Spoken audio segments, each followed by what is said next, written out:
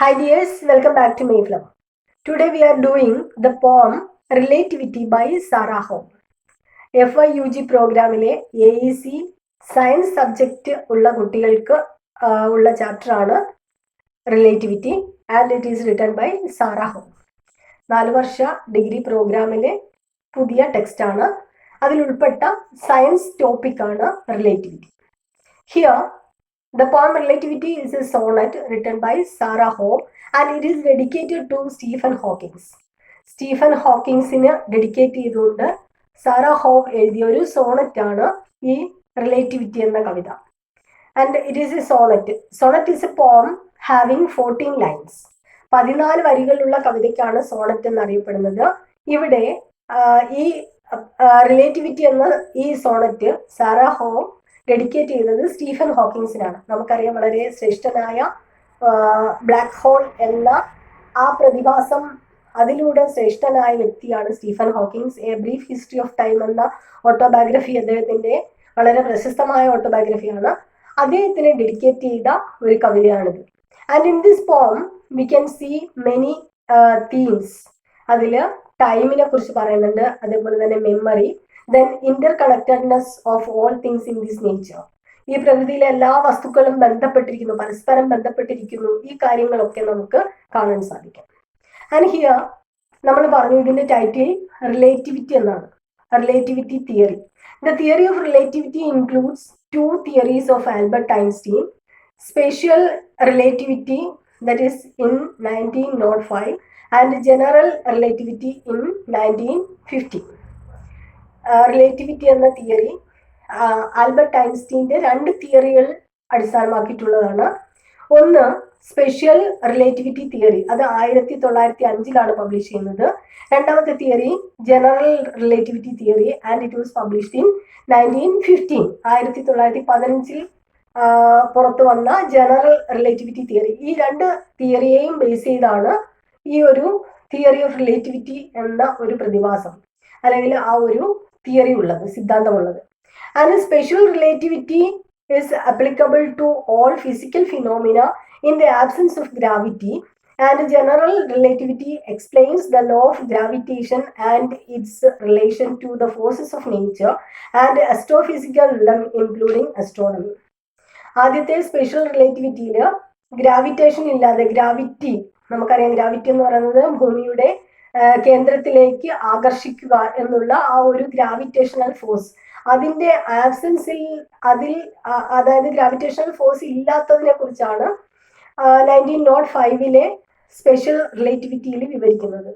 അതേസമയം general റിലേറ്റിവിറ്റിയിൽ gravitational ഫോഴ്സിനെ കുറിച്ച് പറയുന്നു. അതിന്റെ ഇൻഫ്ലുവൻസ് നമുക്ക് പല കാര്യങ്ങളിലും കാണാം, പ്രത്യേകിച്ചും ആസ്ട്രോഫിസിക്കൽ മേഖലയിൽ, അസ്ട്രോണമി പോലെയുള്ള കാര്യങ്ങളിലൊക്കെ നമുക്ക് ഈ ഒരു ഗ്രാവിറ്റേഷണൽ ഫോഴ്സിന്റെ സ്വാധീനം കാണാൻ സാധിക്കും. നമ്മൾ ആദ്യം റിലേറ്റിവിറ്റി എന്താണ്, അതേപോലെ നമ്മൾ പറഞ്ഞു it is dedicated to Stephen Hawkings. Stephen ഹോക്കിങ്സിന് ഡെഡിക്കേറ്റ് ചെയ്യാൻ കാരണം ആ ബ്ലാക്ക് ഹോൾ തിയറിയാണ്. അപ്പൊ ഇതൊക്കെ എന്താണ് എന്ന് നമ്മൾ മനസ്സിലാക്കിയാൽ മാത്രമാണ് നമുക്ക് ഈ ചാപ്റ്റർ വേഗം മനസ്സിലാവുള്ളൂ. സോ തിയറി ഓഫ് റിലേറ്റിവിറ്റി എന്താണെന്ന് നമ്മൾ പറഞ്ഞു. Then black hole theory States that when A massive star burns up all its fuel, it will fall inward towards its center and create a black hole. Black hole തിയറിയുമായിട്ട് ബന്ധപ്പെട്ട ആളാണ് Stephen Hawkings. ഈ black hole theory പറയുന്നത് ഒരു വലിയ star അത് അതിൻ്റെ അവസാനമാകുന്ന സമയത്ത് അത് അതിൻ്റെ കേന്ദ്രത്തിലേക്ക് ആകർഷിക്കപ്പെടും. അത് അതിൻ്റെ നാശം സംഭവിച്ചത് അതിൻ്റെ കേന്ദ്രത്തിലേക്ക് ആകർഷിക്കപ്പെടുകയും അതൊരു ബ്ലാക്ക് ഹോൾ ആയി മാറുകയും ചെയ്യും. And in 1970s, Stephen Hawking realized that when the laws of quantum mechanics are applied to the sphere around the black hole, where light can no longer escape called its even horizon, then radiation should be emitted by the black hole and then the black hole slowly disappears. 1970-കളിൽ Stephen Hawkings ഈ black ഹോളിനെ കുറിച്ച് വളരെ വിശാലമായിട്ടുള്ള പഠനം നടത്തുകയുണ്ടായി. എന്നിട്ട് അദ്ദേഹം പറഞ്ഞത്, ഈ ക്വാണ്ടം തിയറിയുമായിട്ട് കണക്ട് ചെയ്തിട്ട് പറയുന്നത്, ഈ ബ്ലാക്ക് ഹോൾ അതിൻ്റെ അവസാനം ഉണ്ടാകുന്ന സമയത്ത് അതിലേക്ക് ലൈറ്റ് കടത്തിവിടാൻ സാധിക്കും. According to quantum mechanics, positive and negative charged particles met together and collide with each other. Quantum mechanics അനുസരിച്ച് 2 ചാർജുകളുള്ള, അതായത് പോസിറ്റീവ് നെഗറ്റീവ് ചാർജുകളുള്ള രണ്ട് കണങ്ങൾ കൂട്ടിമുട്ടുകയും അത് ചേർന്ന് കൂട്ടിമുട്ടുന്ന ഒരവസ്ഥയിൽ when a black hole comes near, one of the particle will get sucked in. അതിൽ black ഹോളിന്റെ അടുത്തേക്ക് ഈ രണ്ട് പാർട്ടിക്കിൾസും ചേർന്ന് വരുന്ന സമയത്ത് ബ്ലാക്ക് ഹോളിന്റെ ചാർജിനനുസരിച്ച് അതിലൊരു കണത്തെ ബ്ലാക്ക് ഹോൾ സ്വീകരിക്കുകയും ആ സ്വീകരിച്ച ആ കണം ബ്ലാക്ക് ഹോളിന്റെ ഉള്ളിൽ പോവുകയും മറ്റേ കണം സ്പേസിലേക്ക് അതിനെ വിട്ടു പോവുകയും ചെയ്യും.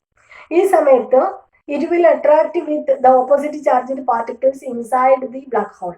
ഈ ബ്ലാക്ക് ഹോളിനുള്ളിൽ എത്തിയ ഈ പാർട്ടിക്കിൾ അവിടെയുള്ള മറ്റ് ഓപ്പോസിറ്റ് ചാർജുള്ള പാർട്ടിക്കിളുമായിട്ട് ചേർന്ന് ഈ ബ്ലാക്ക് ഹോളിന്റെ 50% ഓഫ് എനർജി ലൂസ് ചെയ്യും. അതായത് ആ ബ്ലാക്ക് ഹോളിന് നാശം ഉണ്ടാക്കുന്നു. ആൻഡ് ദിസ് ഡൈയിങ് പ്രോസസ്, അങ്ങനെ ഈ 50% അതിന്റെ എനർജി പോകുന്ന സമയത്ത് റേഡിയേഷൻ ഉൽപ്പാദിപ്പിക്കപ്പെടുന്നു. അതിനെയാണ്, ഈ ഒരു ഡൈയിങ് പ്രോസസ്സിനെയാണ് ഹോക്കിംഗ് റേഡിയേഷൻ എന്ന് അറിയപ്പെടുന്നത്, ബ്ലാക്ക് ഹോളിന്റെ നാശം. ഇതാണ് ബ്ലാക്ക് ഹോൾ തിയറി. ഇതൊക്കെയാണ് ഈ റിലേറ്റിവിറ്റിയിൽ നമുക്ക് മനസ്സിലാക്കാനുള്ള പ്രധാനപ്പെട്ട theories. We have already said that the poem Relativity explains the themes of space, time, memory and interconnectedness of all things. എല്ലാ വസ്തുക്കളും തമ്മിലുള്ള പരസ്പര ബന്ധം, അതേപോലെ മെമ്മറി, സ്പേസ്, ടൈം, ഇതൊക്കെ ഇതിൽ നമുക്ക് തീമായിട്ട് കാണാൻ സാധിക്കും. And the point uses personal anecdotes and scientific concepts to explore things. ഈ ഒരു തീം വിവരിക്കാനായിട്ട് കവി പേഴ്സണൽ അനക്ഡോട്ട്സ്, വ്യക്തിപരമായിട്ടുള്ള സംഭവങ്ങൾ ഉപയോഗിക്കുന്നുണ്ട്. അതേപോലെ തന്നെ സയന്റിഫിക് കോൺസെപ്റ്റ്സ് ഉപയോഗിക്കുന്നുണ്ട്. ശാസ്ത്രീയമായിട്ടുള്ള സിദ്ധാന്തങ്ങളൊക്കെ ഉപയോഗിച്ചാണ് പേഴ്സണൽ, വ്യക്തിപരമായ ആശയങ്ങളൊക്കെ കൂട്ടിച്ചേർത്താണ് ഈ കവിത എഴുതിയിട്ടുള്ളത്.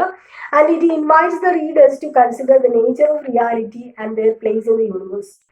ഇത് അതേപോലെ തന്നെ യാഥാർത്ഥ്യത്തിന്റെ സ്വഭാവം എന്താണ്, അതേപോലെ തന്നെ ഈ ഒരു യൂണിവേഴ്സിൽ അതിന്റെ സ്ഥാനം എന്താണ്, യാഥാർത്ഥ്യത്തിന്റെ സ്ഥാനം എന്താണ്, ഇതൊക്കെ ഇതിനകത്ത് നമുക്ക് കാണാൻ സാധിക്കും. Okay, then we can move on to the poem Relativity by Sarah Home. And we have already said that it is a dedication. It is dedicated to Stephen Hawking. The poem begins with the concept of relativity and the concept of time and space that are not absolute but relative. ടൈമും സ്പേസും അതെന്ന് പറയുന്നത് it is not absolute അല്ല, complete അല്ല, പൂർണ്ണമല്ല, പക്ഷേ that can be relative, അത് relative ആണ്. ആ ഒരു കോൺസെപ്റ്റിലാണ് ഈ കവിത തുടങ്ങുന്നത്. നോക്കാം. When we wake up brushed by panic in the dark, our pupils grope for the shape of things we know. എന്താ പറയുന്നത്? When we wake up brushed by panic means പേടിയോടുകൂടി. In the dark, when we wake up brushed by panic in the dark, our pupils grope. അങ്ങനെ നമ്മൾ ഈ ഇരുട്ടത്ത് നമ്മൾ പെട്ടെന്ന് എഴുന്നേൽക്കുന്ന സമയത്ത് അവർ pupils means നമ്മളുടെ കണ്ണുകൾ, നമ്മുടെ കണ്ണിൽ കൃഷ്ണമണി. ഗ്രോപ്പ് മീൻസ് തപ്പിത്തടയും, അന്വേഷിക്കും, സെർച്ച് ചെയ്യും. For the shape of things we know, നമ്മൾ അറിയുന്ന ഒരു ഷേപ്പിന് വേണ്ടി നമ്മളുടെ കൃഷ്ണമണി അല്ലെങ്കിൽ നമ്മളുടെ കണ്ണുകൾ പരതാൻ തുടങ്ങും. അതായത് നമ്മൾക്ക് ലൈറ്റ് ഇല്ലാത്ത സമയത്ത് നമ്മൾ തപ്പിത്തടഞ്ഞ് ഒരു ഷേപ്പ് കണ്ടെത്തുന്ന ഒരവസ്ഥയിലേക്ക് എത്തുക. അതായത് ഇവിടെ നമ്മൾ പറഞ്ഞു time and space that are relative but not absolute. Then photons loosed from slits like greyhounds at the track reveal light's doubleness in their cast shadows. ഇനി പറയുന്നു photons means light. loosed from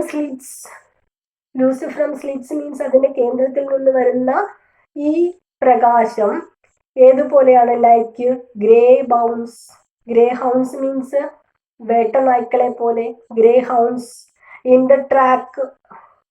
at the track reveal light's doubleness in their cast shadows. അത് നമുക്ക് കാണിച്ചു തരുന്നത്, ഈ light നമുക്ക് കാണിച്ചു തരുന്നത് ആ ഡബിൾ നേച്ചർ ഓഫ് ലൈറ്റ് ആണ്.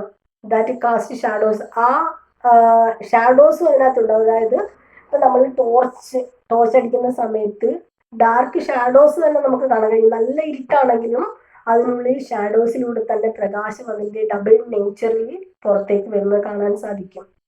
ദെൻ ദാറ്റ് സ്ട്രിപ്പ്, ഇവിടെ നമുക്ക് ഒരു ലൈക്ക് ഗ്രേ ഹൗൺസ് എന്ന് പറഞ്ഞു. Here we can see a figure of speech that is called simile. Simile എന്ന ഫിഗർ ഓഫ് സ്പീച്ച് നമുക്ക് കാണാൻ സാധിക്കും. Simile is a comparison by using the words as or like. As or like, as അല്ലെങ്കിൽ like എന്നീ വാക്കുകൾ ഉപയോഗിച്ച് comparison, രണ്ട് വസ്തുക്കളെ കമ്പയർ ചെയ്യുന്നതിനാണ് സിമിലി എന്നറിയപ്പെടുന്നത്. That stripe a dimmed labs wall, particles no more, and with a wave bid all certainties goodbye. ഇനി ഈ ടോർച്ചിലെ ഇരുട്ടത്ത് ഈ ടോർച്ചിൽ നിന്ന് വരുന്ന പ്രകാശം അതിന്റെ ഡബിൾ നേച്ചറിലാണെന്ന് പറഞ്ഞു. അത് ഡബിൾനെസ് ആണ്. എന്താണ് ഈ പ്രകാശത്തിന്റെ അല്ലെങ്കിൽ ടൈമിന്റെ ഡബിൾനെസ് ആണ് കാണിക്കുന്നത് നമ്മൾ പറഞ്ഞു. ഹിയർ ഈ പ്രകാശം ഒരു ഡിംഡ് ലാബിന്റെ വാളിലാണ്, അതിന്റെ ഭിത്തിയിലാണ്, അതായത് ഡിം പ്രകാശത്തിലാണ്, അധികം മങ്ങിയ പ്രകാശത്തിലാണ് ഈ ഒരു പ്രകാശം പോകുന്നത് എങ്കിൽ അതിന്റെ പാർട്ടിക്കിൾസ് ഇല്ലാതെയാകുന്നു. അതായത് അതിന്റെ ആ ഒരു ഡബിൾ നേച്ചർ ഇല്ലാതെയാകുന്നു. മങ്ങിയ വെളിച്ചത്തിൽ അത്ര സ്ട്രോങ് അല്ലാതെ കാണപ്പെടും ഈ വെളിച്ചം. അതേപോലെ തന്നെ and with a wave bid all certainties goodbye, അതിന്റെ ആ ഒരു സ്ട്രെങ്ത് അവിടെ ഇല്ലാതെയായിട്ട് ആ മങ്ങിയ വെളിച്ചവുമായി ഈ പ്രകാശം ചേരുന്നു, ഈ ഫോട്ടോൺസ് ചേരുന്നു. നമ്മൾ നേരത്തെ പറഞ്ഞു ഇരുട്ടിലാണ് എങ്കിൽ ആ പ്രകാശത്തിന് ഡബിൾ നേച്ചർ ആണ് കാണാൻ സാധിക്കുക. ദെൻ ഇവിടെയൊക്കെ നമുക്ക് ആ ഒരു സയന്റിഫിക് റിലേഷൻ ആണ് കാണാൻ സാധിക്കുന്നത്. For what is sure in this universe that Dopplers away like a sirens midnight cry they say. ഇനി എന്താണ് for what is sure in this universe that Dopplers away. ഈ പ്രകാശം അല്ലെങ്കിൽ ഈ പ്രപഞ്ചത്തിൽ എന്താണോ നമുക്ക് ഉറപ്പാണ് എന്ന് നമ്മൾ കണക്കാക്കുന്നത് അത് ഇല്ലാതെയായി മാറും. ഈ പ്രകാശം നമ്മൾ എന്താണ് സത്യമാണ് എന്ന് കണക്കാക്കുന്ന ഈ പ്രകാശം പോലും ഇറ്റ് മേ ഡോപ്പിൾസ് അവേ, അത് ഇല്ലാതെയായി മാറും. എങ്ങനെ? Like a sirens midnight cry, പാതിരാത്രിയിൽ ഒരു സൈറൻ മുഴങ്ങുന്നത് പോലെ. അത് ആ സൈറൻ കൊണ്ട്, രാത്രിയിലെ സൈറൻ കൊണ്ട് ആർക്കും ഒരു ഉപകാരമില്ല. അതേപോലെ ആ ഒരു സൈറന്റെ ഒച്ച പോലെ ഈ പ്രപഞ്ചത്തിൽ ഷുവർ ആണ് എന്ന് നമ്മൾ വിശ്വസിക്കുന്ന പലതും ഷുവർ അല്ലാത്ത ഒരവസ്ഥയിലേക്ക് മാറാം. അതായത് ഈ പ്രപഞ്ചത്തിൽ ഒന്നും തന്നെ സത്യമല്ല, എല്ലാം പരസ്പരം ബന്ധപ്പെട്ട് കിടക്കുന്നു. ഇതില് നമുക്ക് ഉൾപ്പെടുത്താൻ കഴിയുന്നത് മനുഷ്യന്റെ പ്രവൃത്തികളിലൂടെ പ്രകൃതിക്ക് സംഭവിക്കുന്ന മാറ്റങ്ങൾ, അതൊക്കെ ഇതിന് നമുക്ക് ഉൾപ്പെടുത്താവുന്നതാണ്. ഓസോൺ ഡിപ്ലീഷൻ, അതേപോലെ തന്നെ ലാൻഡ് സ്ലൈഡ്സ്, ഇതൊക്കെ നമുക്ക് ഉൾപ്പെടുത്താം. അതായത് നമ്മൾ കണക്കാക്കുന്നു ഈ പ്രകൃതിയിൽ നമുക്കുള്ളതെല്ലാം സ്വന്തമാണ്, അല്ലെങ്കിൽ ഇതെല്ലാം നിലനിൽക്കുമെന്ന് കണക്കാക്കുന്നു. പക്ഷെ ഒരു നിമിഷം മതി ഇതൊക്കെ ഇല്ലാതാക്കാൻ. ഈ കോൺസെപ്റ്റ് ഒക്കെ നമുക്കിവിടെ കാണാൻ സാധിക്കും. Then a flash seen from on and off a hurdling train will explain why time delays like a perfect afternoon. ഇനി മറ്റൊരു സംഭവം പറയുന്നു, പേഴ്സണൽ അനക്ഡോട്ടാണ്, നമുക്കൊക്കെ തോന്നുന്ന സംഭവമാണ്. A flash seen from on and off a hurdling train. Hurdling train means moving train. ഒരു train ഇപ്പം നമ്മൾ എവിടെയെങ്കിലും നിർത്തിയിട്ടേക്കുന്ന സമയത്ത് ഒരു ട്രെയിൻ മൂവ് ചെയ്യുകയാണെങ്കിൽ പെട്ടെന്ന് നമുക്ക് തോന്നാറുണ്ട്, ഇത് നമ്മളിരിക്കുന്ന ട്രെയിൻ ആണോ മൂവ് ചെയ്യുന്നത് അതോ മറ്റേ ട്രെയിൻ ആണോ, നമ്മളിരിക്കുന്ന ട്രെയിൻ അല്ലേ എന്നൊരു സംശയം നമുക്ക് തോന്നും. അപ്പൊ അതേപോലെ തന്നെ അങ്ങനെ ഒരു സംഭവം, will explain why time delays like a perfect afternoon. ഈ ടൈം ഇങ്ങനെ ചേഞ്ച് ചെയ്യുന്നത്, അല്ലെങ്കിൽ ഇനേഷ്യ എന്ന് പറയുന്ന സംഭവം, അല്ലെങ്കിൽ ആ ടൈമിന്റെ സ്റ്റിൽനെസ്, അത് കാണിക്കുന്നത് it is like a perfect afternoon. ഒരു നല്ല ആഫ്റ്റർനൂൺ പോലെ ആ ഒരു സ്റ്റിൽനെസ് ഓഫ് ടൈം നമുക്ക് കാണിച്ചു തരുന്നു. അതായത് പ്രകൃതിയിലെ പല സത്യങ്ങളും നമുക്ക് കാണാൻ സാധിക്കും. അതായത് നമ്മൾ പണ്ട് ചെറുപ്പത്തിൽ കുട്ടികൾ പറയാറുണ്ട്, അമ്മേ മരങ്ങളൊക്കെ ഇങ്ങോട്ട് പോകും. നമ്മൾ വാഹനത്തിൽ യാത്ര ചെയ്യുന്ന സമയത്ത് ചെറിയ മക്കൾ പറയാറുണ്ട്, അമ്മേ മരങ്ങൾ ഓടിപ്പോകുന്നു. ചെറിയ കുഞ്ഞുങ്ങൾ വളരെ കൗതുകത്തോടു കൂടി പറയാറുണ്ട്. അപ്പോൾ അതേപോലെ ആ ഒരു stillness, it explains our perception of movement is relative to our position. നമ്മളുടെ ആ ഒരു പെർസെപ്ഷൻ എന്നത് നമ്മളുടെ പൊസിഷനുമായിട്ട് ബന്ധപ്പെട്ടിരിക്കുന്നത്. അത് തന്നെയാണ് ഇവിടെ ട്രെയിനിലുള്ള സംഭവം. നമ്മൾ ട്രെയിനിൽ ഇരിക്കുന്ന സമയത്ത് തൊട്ടടുത്ത് ട്രെയിൻ മൂവ് ചെയ്യുന്നതാണെങ്കിൽ നമുക്ക് പെട്ടെന്ന് തോന്നുന്നത് നമ്മളുടെ ട്രെയിനാണ് മൂവ് ചെയ്തതെന്ന് തോന്നുന്ന ആ അവസ്ഥ. Then the poet deals with memory and how it distort our perception of time. മെമ്മറിയും ടൈമും തമ്മിലുള്ള ബന്ധം നമ്മൾ പറഞ്ഞു. ഇതിൽ കുറെ തീംസ് കാണാൻ സാധിക്കും. ഇതിൽ മെമ്മറി, അതേപോലെ ടൈം, ഇതൊക്കെ തമ്മിലുള്ള പെർസെപ്ഷൻ, ഇതൊക്കെ തമ്മിലുള്ള ബന്ധമാണ് പറയുന്നത്.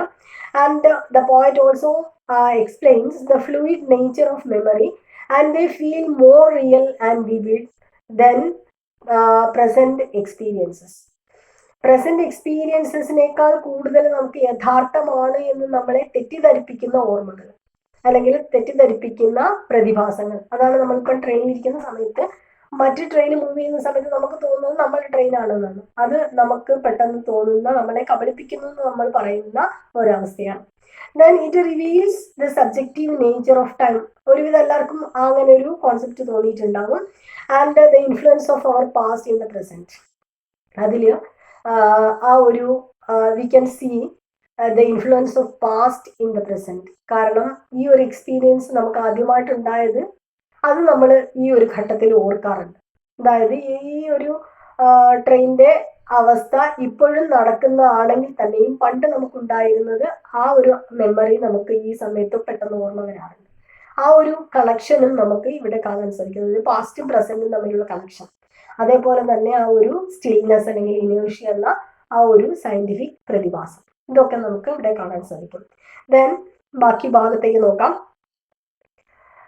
Like a perfect afternoon predicts a black hole where parallel lines will meet, whose stark horizon even starlight. നമ്മൾ പറഞ്ഞു ബ്ലാക്ക് ഹോൾ, ആ ബ്ലാക്ക് ഹോളിൽ there is no light.